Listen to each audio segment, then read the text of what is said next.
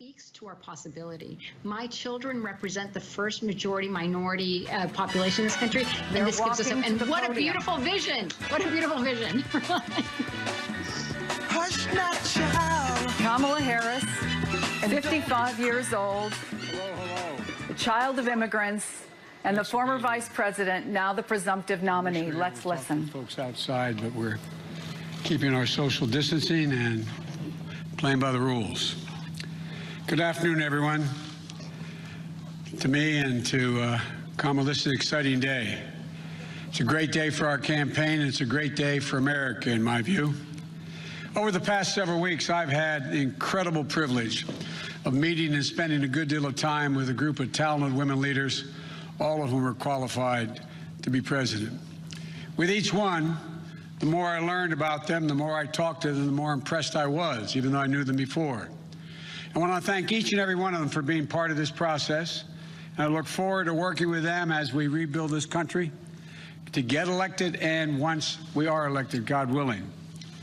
I approach this with a seriousness of purpose and of mind, because this is a serious moment for our nation. We're at one of those inflection points. You've heard me say that before in our history. A life-changing election for this nation. And the choice we make this November is going to decide the future of America for a very, very long time. And I had a great choice, great opportunities. I had a great choice, but I have no doubt that I picked the right person to join me as the next Vice President of the United States of America, and that's Senator Kamala Harris. You know, and it seems Americans all across this nation, at least at the outset here, agree with me. Yesterday, we had our best grassroots fundraising day of the campaign, more than double our previous record. And in doing so, we set a single-day record for online political fundraising. And I think I know why. So I hope that you'll join us as well, those of you who listen today. Go to joebiden.com today. $5, $10, whatever. Kamala, as you all know, is smart. She's tough. She's experienced. She's a proven fighter for the backbone of this country, the middle class, for all those who are struggling to get into the middle class. Kamala knows how to govern.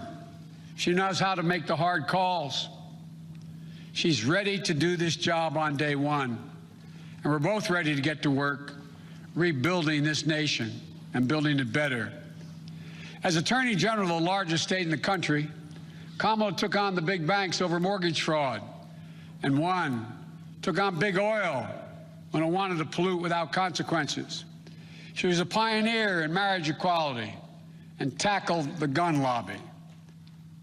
You know, we've all watched the United States Senate go toe-to-toe with Trump officials, trying to hide the truth, asking the tough questions needed to be asked, and not stopping until she got an answer.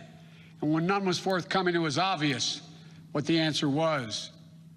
As a member of the Intelligence Committee and the Judiciary Committee, she's been the center in the middle of the most critical national security challenges our country faces. Well aware of all the threats to this nation and ready to respond to them. And as a child of immigrants, she knows personally how immigrant families enrich our country, as well as the challenges of what it means to grow up Black and Indian American in the United States of America. Her story is America's story, different from mine in many particulars, but also not so different in the essentials. She's worked hard. She's never backed down from a challenge. And she has earned each and every of the accolades and achievements that she has gained, many of them often in the face of obstacles that others put in her way, but never quit. And this morning, all across the nation, little girls woke up, especially little Black and brown girls, who so often feel overlooked and undervalued in their communities. But today, just maybe, they're seeing themselves for the first time in a new way. as the stuff of president and vice presidents. In her campaign in the primary, Kamala often talked about what she referred to as the 3 a.m. agenda, about moms and dads awake late at night in their kitchens, worried, scared, uncertain about how they were going to take care of their families, about how they were going to pay the bills, about how they were going to make it, simply make it. Growing up in Scranton and Claymont, Delaware, I saw that struggle with my family as well. Kamala saw it with hers as well. And millions of Americans are living that struggle as we speak, especially in this moment of crisis, especially with so many jobs lost. Kamala and I both know that all folks are looking for, as my dad would say, is an even shot. Just give me a shot, a fair shot, a shot at making it. And it'll be the work of our administration to make sure they get a fair shot. Working families need someone on their side in this nation because they certainly don't have anyone in the president now on their side. That's going to change in the Biden-Harris administration. It's going to be gratifying to see the strong, enthusiastic reaction to Senator Harris as our next vice president. You know, it comes from people all over the country. It's already occurring all over the country, all ideological views, all backgrounds. Events, of course, we are predictable, some of them. It comes from all over except, of course, from Donald Trump's White House and his allies. You all knew it was coming. You could have set your watches to it. Donald Trump has already started his attacks, calling Kamala, quote, nasty, whining about how she is, quote, mean to his appointees. It's no surprise, because whining is what Donald Trump does best, better than any president in American history.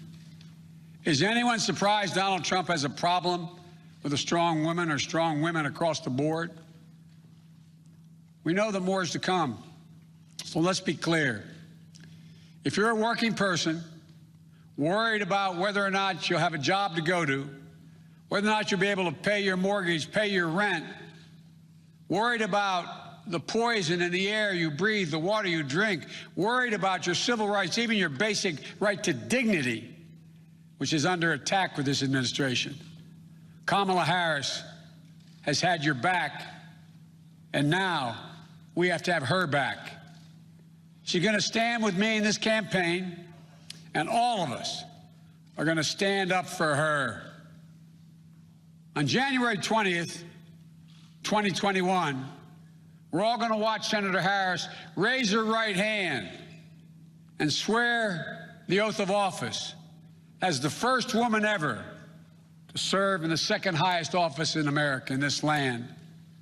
And then we're going to get to work fixing the mess that President Trump and Vice President Pence have created, both at home and abroad, through 4 years of mismanagement and coddling of terrorists and thugs around the world. Not only will America dig itself out of this hole they put us in, we're going to build back, and we're going to build back better.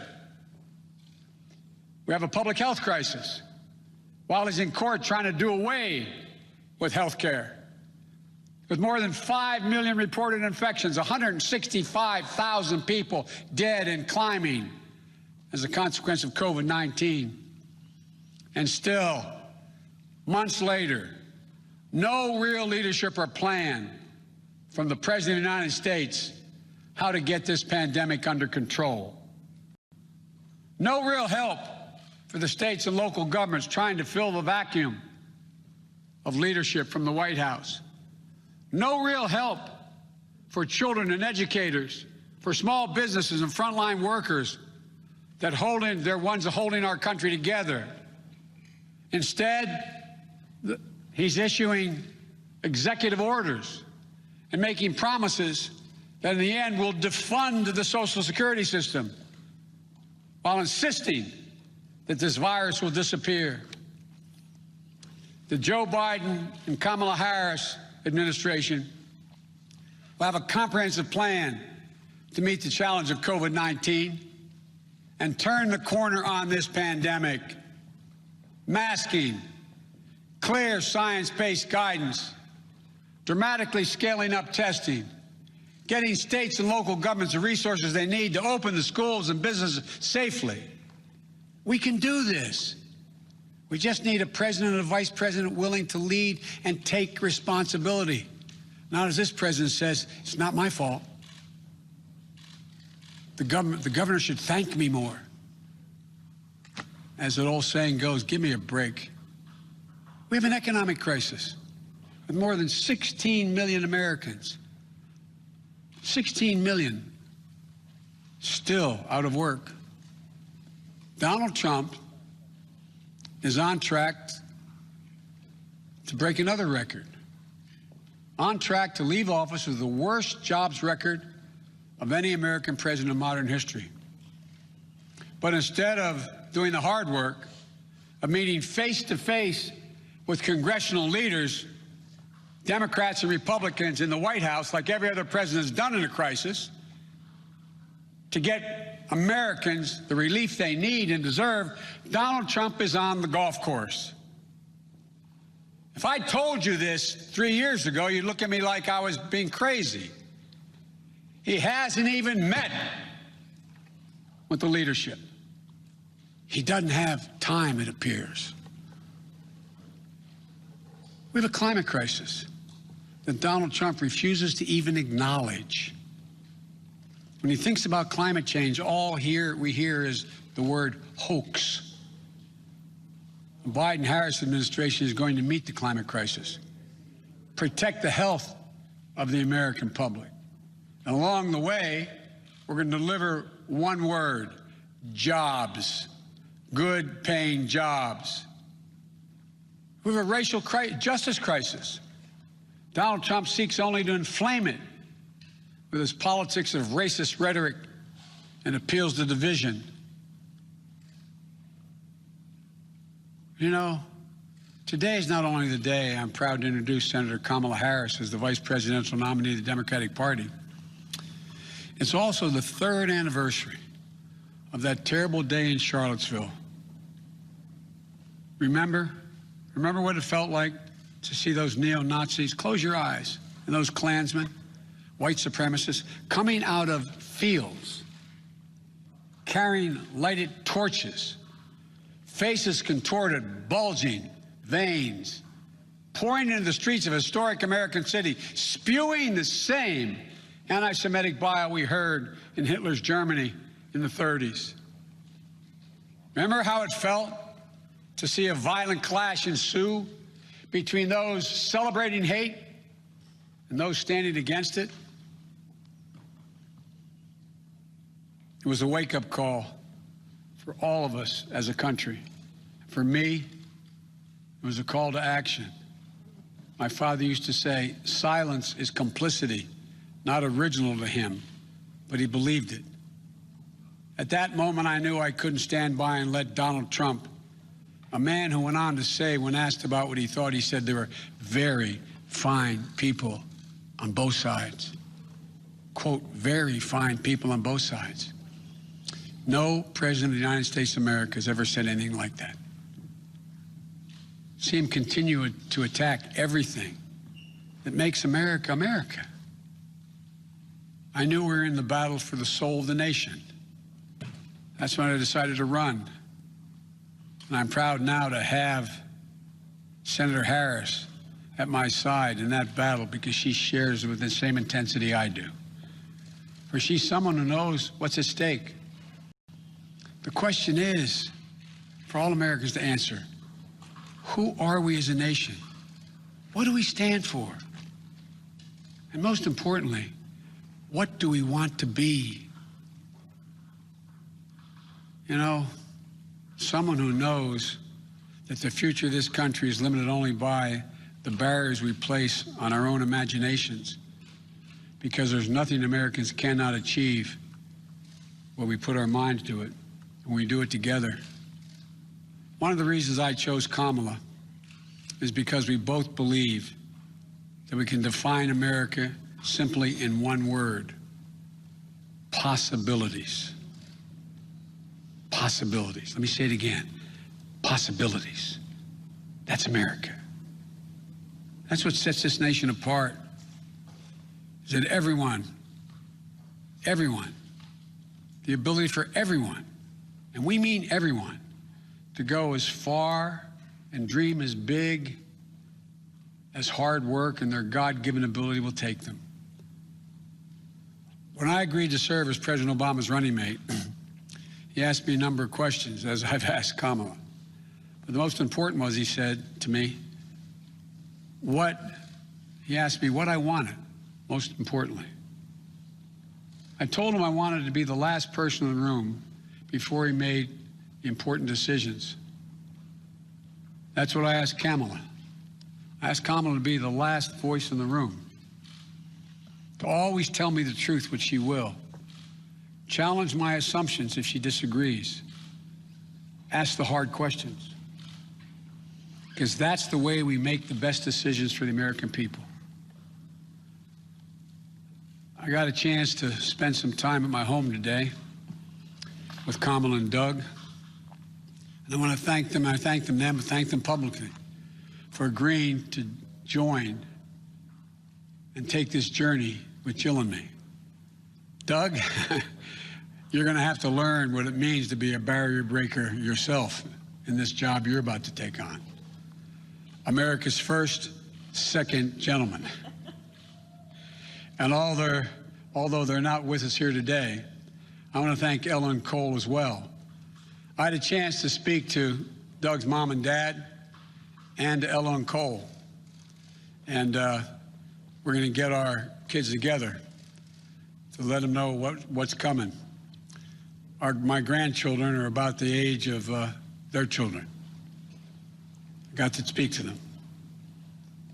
My campaign has always been a family affair, every campaign I've run. So I've got some news for you. You're all honorary Bidens. And here's the best part. Kamala, you've been an honorary Biden for quite some time. You know, I came first to know who Kamala was through our son, Beau Biden. They were friends. They served as attorneys general at the same time. They took on the same big fights together. Kamala in California, Beau here in Delaware. Big fights that helped change the entire country. I know how much Beau respected Kamala and her work, and that mattered a lot to me, to be honest with you, as I made this decision. So now we need to get to work, pulling this nation out of these crises we find ourselves in, getting our economy back on track, uniting this nation, and yes, winning the battle for the soul of America. My fellow Americans, now let me introduce to you, for the first time, your next Vice President of the United States, Kamala Harris. Kamala, the floor is yours.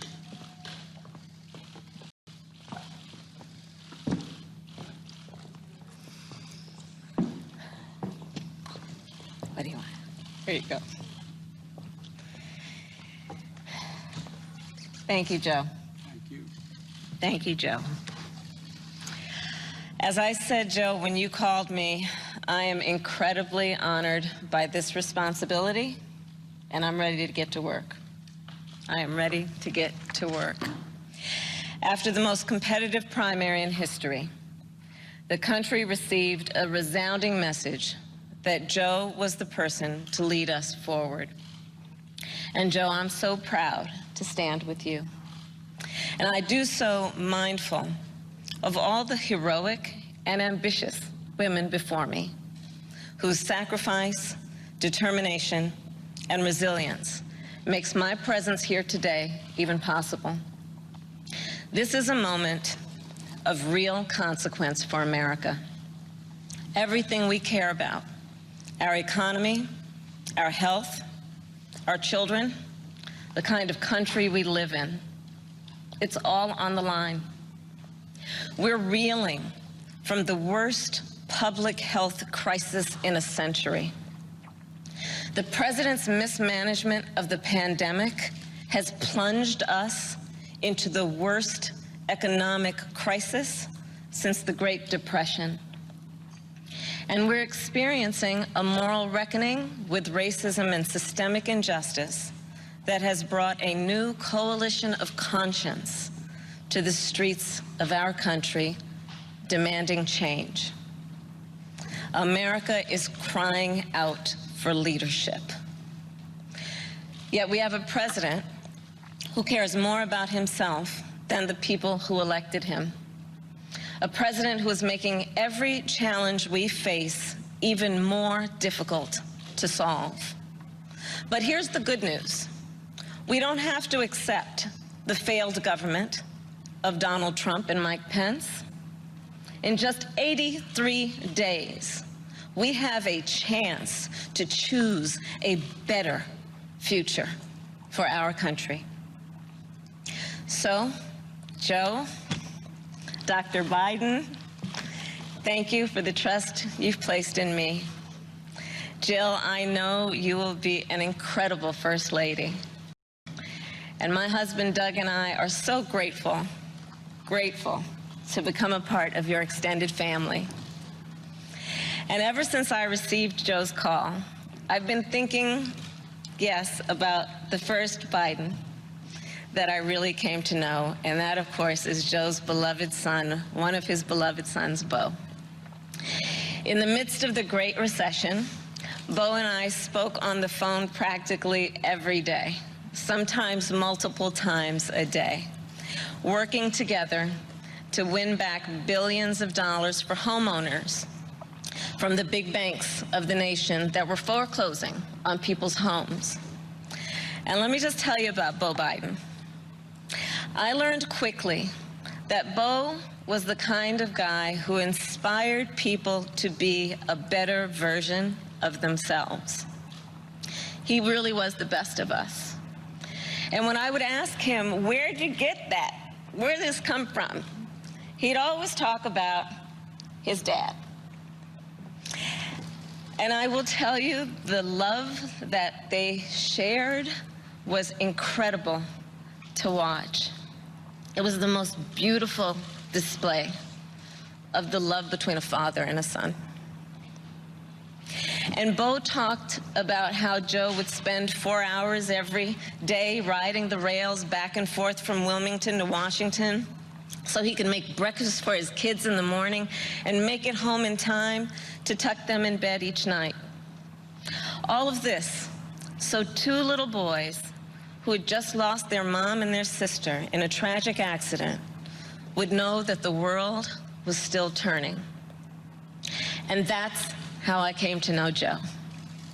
He's someone whose first response when things get tough is never to think about himself, but to care for everyone else.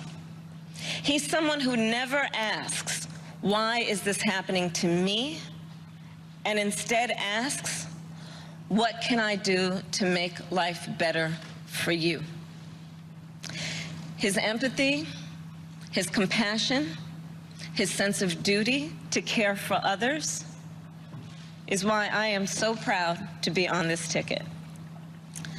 And Joe and I, yes, we are cut from the same cloth. Family is everything to me, too. And I cannot wait for America to get to know my husband, Doug, and our amazing kids, Cole and Ella.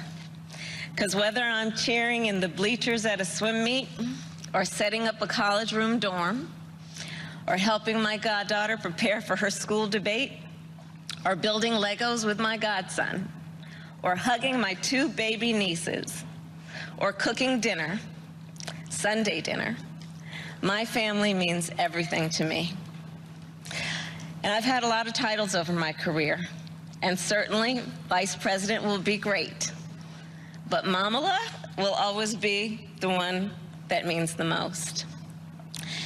And you know, my mother and father, they came from opposite sides of the world to arrive in America. One from India and the other from Jamaica, in search of a world-class education. But what brought them together was the civil rights movement of the 1960s. And that's how they met, as students in the streets of Oakland, marching and shouting for this thing called justice, in a struggle that continues today. And I was part of it. My parents would bring me to protests strapped tightly in my stroller. And my mother, Kamala, raised my sister Maya and me to believe that it was up to us and every generation of Americans to keep on marching. She'd tell us, don't sit around and complain about things, do something. So I did something. I devoted my life to making real the words carved in the United States Supreme Court, equal justice under law. And 30 years ago, I stood before a judge for the first time, breathed deep, and uttered the phrase that would truly guide my career and the rest of my career. Kamala Harris for the people. The people, that's who I represented as district attorney, fighting on behalf of victims who needed help. The people, that's who I fought for as California's attorney general, when I took on transnational criminal organizations who traffic in guns and drugs and human beings. And it's the people who I have fought for as a United States Senator, where I've worked every day to hold Trump officials accountable to the American people. And the people are who Joe and I will fight for every day in the White House. And let me tell you, as somebody who has presented my fair share of arguments in court, the case against Donald Trump and Mike Pence is open and shut. Just look where they've gotten us. More than 16 million out of work. Millions of kids who cannot go back to school. A crisis of poverty, of homelessness, afflicting Black, brown, and indigenous people the most. A crisis of hunger, afflicting 1 in 5 mothers who have children that are hungry. And tragically, more than 165,000 lives that have been cut short. Many with loved ones who never got the chance to say goodbye. It didn't have to be this way. 6 years ago, in fact, we had a different health crisis. It was called Ebola. And we all remember that pandemic. But you know what happened then? Barack Obama and Joe Biden did their job. Only 2 people in the United States died. 2. That is what's called leadership. But compare that to the moment we find ourselves in now. When other countries are following the science, Trump pushed miracle cures he saw on Fox News. While other countries were flattening the curve, he said the virus would just, poof, go away. Quote, like a miracle. So when other countries opened back up for business, what did we do? We had to shut down again. This virus has impacted almost every country. But there's a reason it has hit America worse than any other advanced nation. It's because of Trump's failure to take it seriously from the start. His refusal to get testing up and running. His flip-flopping on social distancing and wearing masks. His delusional belief that he knows better than the experts. All of that is reason, and the reason that an American dies of COVID-19 every 80 seconds. It's why countless businesses have had to shut their doors for good. It's why there is complete chaos over when and how to reopen our schools. Mothers and fathers are confused and uncertain and angry about childcare and the safety of their kids at school, whether they'll be in danger if they go or fall behind if they don't. Trump is also the reason millions of Americans are now unemployed. He inherited the longest economic expansion in history from Barack Obama and Joe Biden. And then, like everything else he inherited, he ran it straight into the ground. Because of Trump's failures of leadership, our economy has taken one of the biggest hits out of all the major industrialized nations, with an unemployment rate that has tripled as of today. This is what happens when we elect a guy who just isn't up for the job. Our country ends up in tatters, and so does our reputation around the world. But let's be clear, this election isn't just about defeating Donald Trump or Mike Pence. It's about building this country back better. And that's exactly what Joe and I will do. We'll create millions of jobs and fight climate change through a clean energy revolution. Bring back critical supply chains so the future is made in America. Build on the Affordable Care Act so everyone has the peace of mind that comes with health insurance. And finally, offer caregivers the dignity, the respect, and the pay they deserve. We'll protect a woman's right to make her own decisions about her own body, root out systemic racism in our justice system, and pass a new Voting Rights Act, a John Lewis Voting Rights Act, that will ensure every voice is heard and every voice is counted. The civil rights struggle is nothing new to Joe. It's why he got into public service. It's why he helped reauthorize the Voting Rights Act and restore unemployment discrimination and employment discrimination laws. And today, he takes his place in the ongoing story of America's march toward equality and justice as the only who has served alongside the first black president and has chosen the first black woman as his running mate. But as Joe always points out, this election is about more than politics. It's about who we are as a country. And I'll admit, over the past 4 years, there have been moments when I have truly worried about our future.